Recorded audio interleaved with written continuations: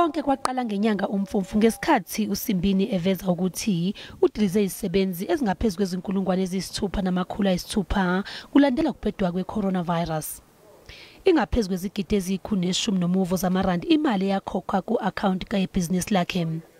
Uphenyo lwaphinde lwaveza ukuthi inkampani yakhe yakhwabanisa omazisi babantu ukufaka izicelo zesikhwama somshwalense wabangasebenzi i-UIF nesibonelelo se-COVID-19.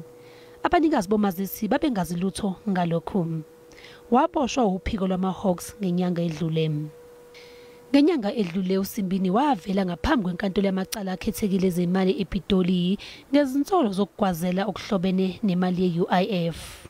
We believe that there's more arrests that are going to be made because through the complaints that we have received from the public and the employees, there's been a lot of such instances where applications were made on behalf of people who were not even employed, and we hope this exercise will help us to have more people or fraudsters arrested. INkantolo ephakeme yaseGauteng kusukela lapho yayalela uphiko olushaqqa impahla ukuba luvale wonke ama-account kaSimbini anemali engaphezulu kwezigidi eziyi-110 zamarandi.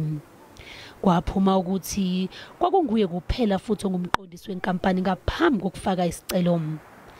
uSimbini ungaphandle ngebheyili uzobuyela enkantolo mhla zingama-29 kwezokwethwasa.